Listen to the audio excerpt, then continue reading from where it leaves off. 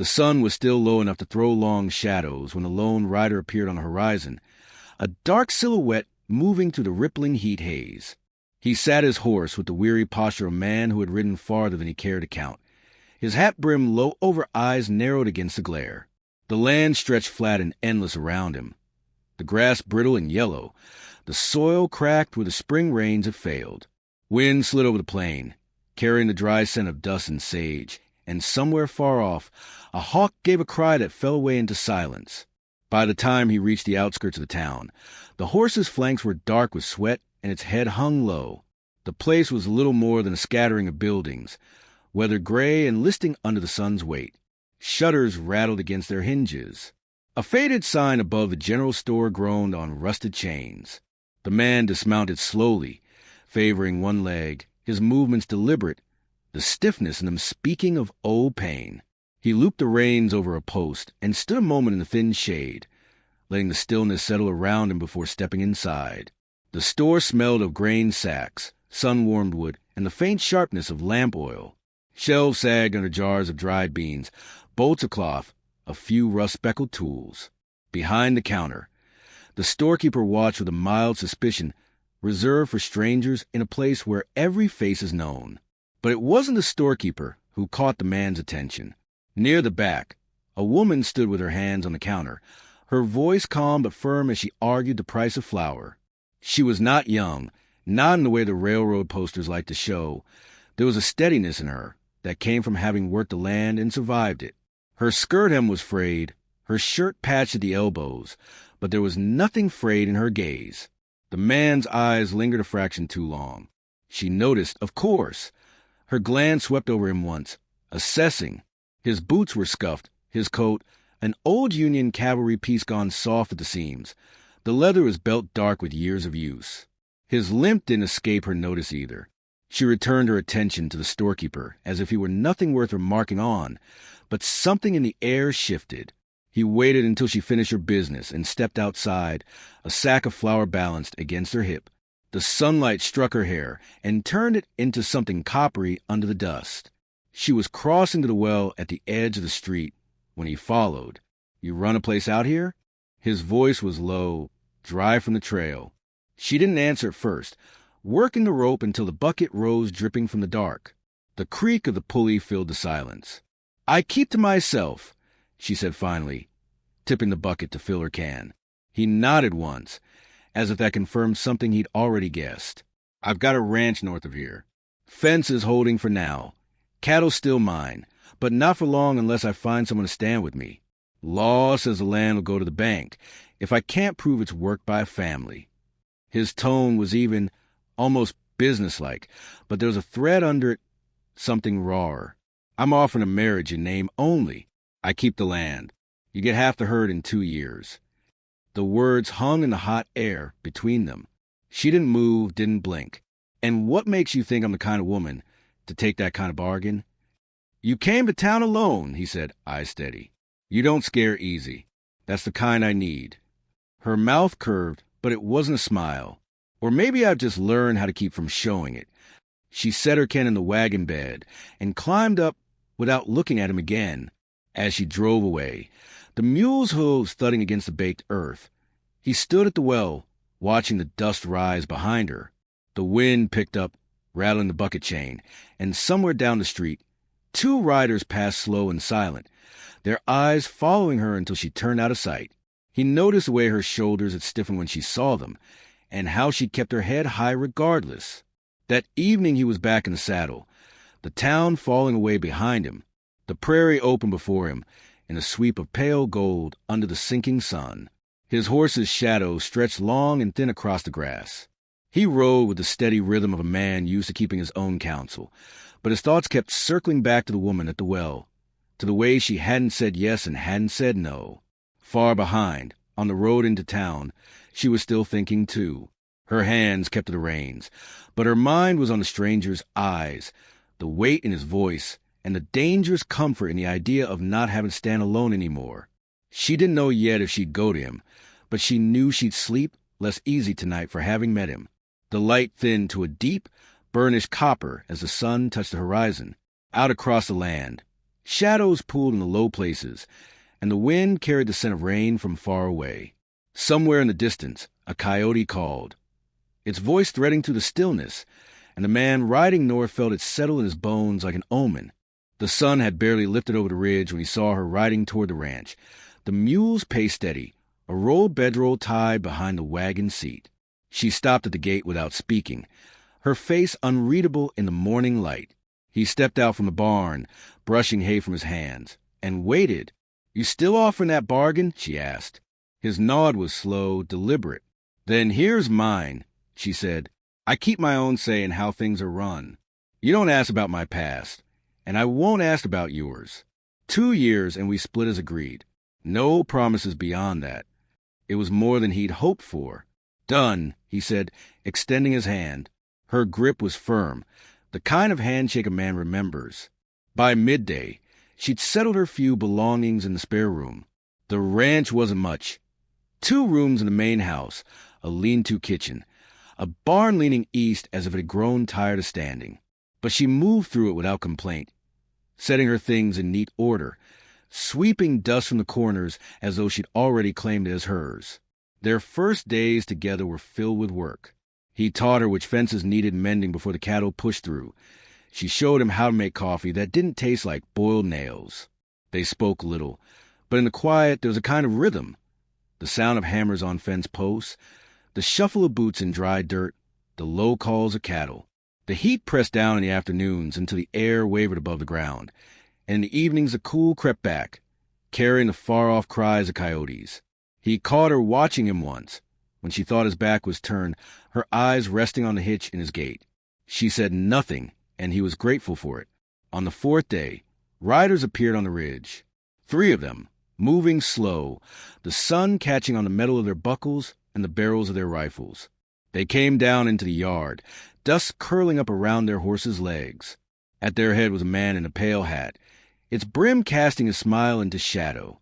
"Mighty fine spread you got here," Pale Hat said, his tone warm enough to almost sound like a compliment. "But you know it's dangerous country these days. A man could lose cattle out here. Water rights, too." The rancher leaned on the corral rail, expression flat. "My land's my own. Course it is. For now."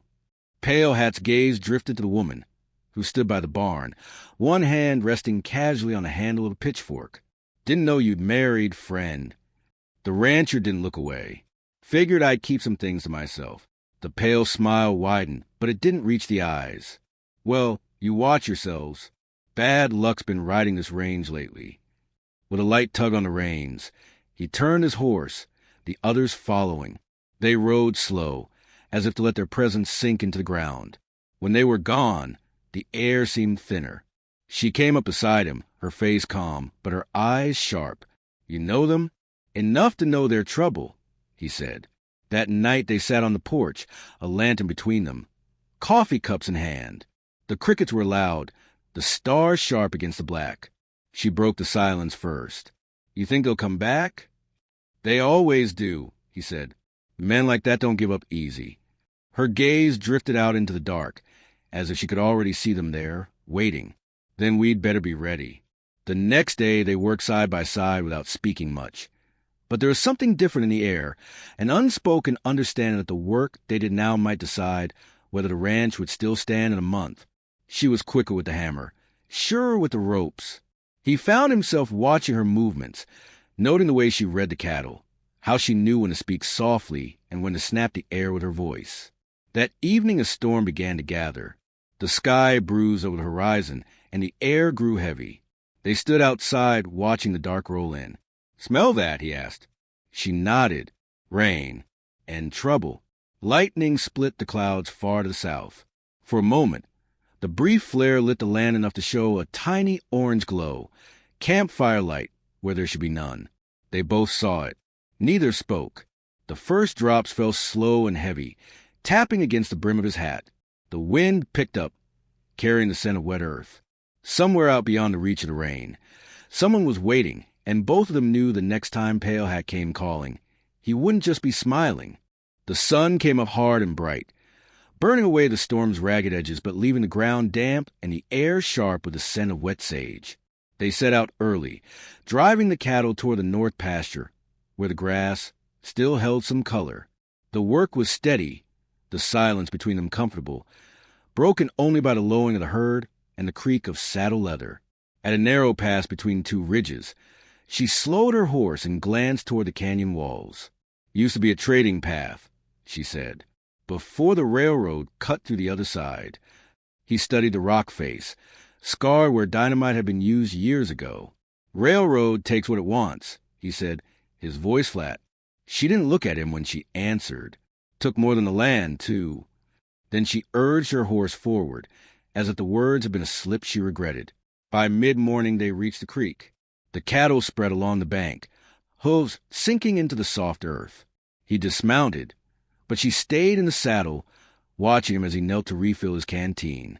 The limp was worse today, his weight shifting carefully, his breath held when the pain caught him. "You should rest that leg," she said. "It's fine." "It's not." She swung down and moved aside.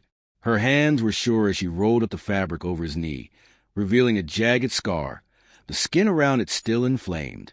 "Bullet." He nodded. "Long time back. Never healed right." She fetched a strip of clean cloth from her saddlebag, wrapping the wound with practiced care. "You keep pushing it, you'll end up with nothing but bone and ache." He watched her fingers work, the neatness of the knots, the way her brow furrowed when she concentrated. "You've done this before." "Had to," she said simply, tying off the cloth and stepping back. They moved the herd again, but the easy rhythm of the morning was gone. She had seen a weakness he preferred to keep hidden. He had seen the skill she carried without speaking of where it came from. The riders came just before noon, dust curling behind them like smoke. Pale Hat led, reins loose in one hand, the other resting near his revolver. "Afternoon," he called, as if this were nothing more than a neighborly visit. "Thought we'd take a ride, see how your stock's doing." The rancher straightened in the saddle. "They're fine." "Good to hear." Pale Hat's gaze swept the cattle, counting. "Water's running low in the south range. Might be neighborly of you to share a little." "This creek's mine," the rancher said. "Is it?" The pale smile returned. "Funny thing about water. It flows where it pleases. Same as men like me." The woman shifted in her saddle, her eyes never leaving Pale Hat. "You've made your point. Now make yourself scarce." The air tightened. Pale Hat's men shifted restlessly, hands near their belts. Then he laughed, the sound thin. "We'll talk again soon." He turned his horse, and they rode off without hurry, dust hanging in the heat. For a long time after they were gone, neither spoke. Only when the cattle had been turned back toward home did she say, "They're waiting for you to flinch." He glanced at her. "And if I don't?" "They'll push harder." That night the wind blew steady from the south, carrying the smell of smoke. He found her on the porch, staring into the dark. In her hand was the small silver locket she wore around her neck. Without looking at him, she pressed it into his palm. He opened it. Inside was a tiny photograph. The image faded almost to nothing. A boy, no more than 12, his hair wild, his eyes bright with mischief. "Your son?" he asked quietly. "My brother," she said. "The railroad promised fair trade. They brought fire instead." He closed the locket and gave it back. "I lost mine too. Wife, boy. Raiders hit while I was away. Came back to nothing but ash." The words felt heavier than he'd expected. She held his gaze for a long moment, then slipped the locket over her head again. "Guess we both know what it's like to run out of things worth losing." The dog started barking then, sharp and urgent. He grabbed the rifle from the wall and stepped outside. In the moonlight, the fence line was broken, strands of wire hanging loose. The cattle were scattered, their shapes shifting in the shadows. He felt her at his side, rifle in hand, eyes scanning the dark. Somewhere out there, horses moved quick and silent, the faint clink of tack carrying on the wind. "They're testing us," she said. "Then we'll show them we're not the ones who break easy." Lantern light swung between them as they started toward the open gate, the night closing in around them like a held breath. The dawn came thin and pale, a smear of light over the horizon. They had been tracking hoof prints since the first gray hint of morning, the trail winding north through low grass and scattered mesquite. The cattle had been driven hard in the night, their prints deep in the damp earth. Every so often, a hoof mark was sharper, fresher, a sign the thieves weren't far ahead. They crested a ridge and saw them, Pale Hat and 5 men, moving slow as if the morning was theirs to waste. The stolen cattle grazed in a shallow basin, hemmed in by the riders' lazy circles. The rancher's hand slid to the revolver at his hip, but she caught his arm before he could draw. "Too open," she said. "We never get close without losing the high ground." They circled west, keeping low until the ridge gave way to rock outcroppings. The air was cold in the shadows, smelling faintly of rain and gun oil. From here, they could see the camp more clearly. 2 of the men dismounted, boiling coffee over a small fire. Pale Hat sat his horse at the edge of the basin, scanning the distance like a man who knew danger could come from any quarter. The rancher looked at her. "You take the left side. I'll draw their fire."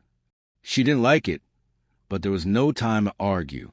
The moment he stepped into view, Pale Hat's smile appeared, slow and practiced. "Well, now," Pale Hat called, his voice carrying in the morning air. "You came for your cattle. Thought you might." "Then you know I'm taking them back," the rancher said. The first shot cracked the air before Pale Hat could answer. It came from one of his men, but was answered instantly from the ridge. Her rifle barked. The man toppled into the grass. Chaos erupted. Horses reared. Men scrambled for cover. The cattle bawled and surged against the press of riders. The rancher dropped behind a boulder, firing twice, each shot deliberate. A bullet kicked dust near his boot.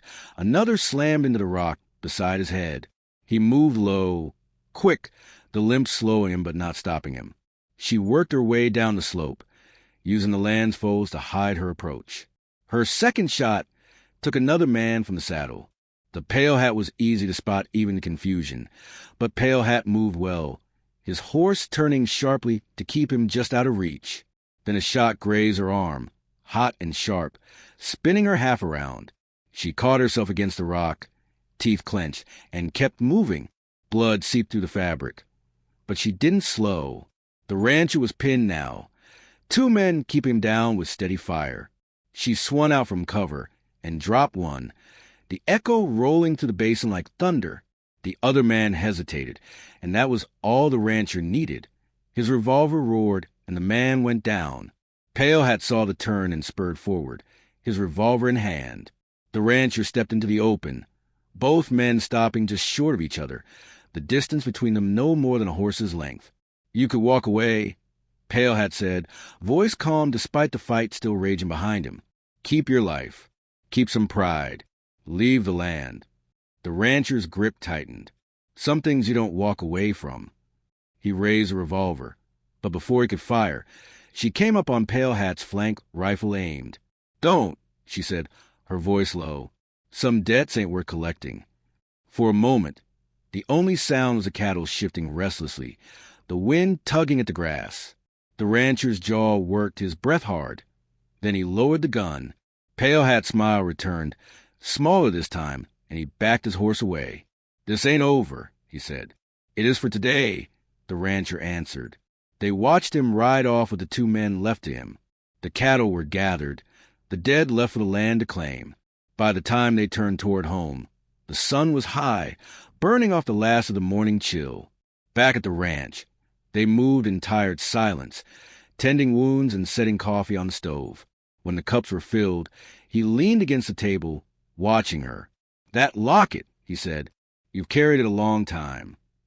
She unclasped the chain, setting the small silver shape in his palm. "It's the only thing I have left of him." He opened it, seeing the boy again, the edges of the photograph worn from years of touch. He closed it gently. "You gave me something I thought I'd bury with my family." Her gaze held his. "Then don't bury it again." Outside, the sun was dipping low, throwing long shadows across the porch. They sat side by side, rifles propped within reach, the land stretching wide and quiet before them. The wind carried the smell of rain from the south, and for the first time in years, he felt ready for whatever might come with it.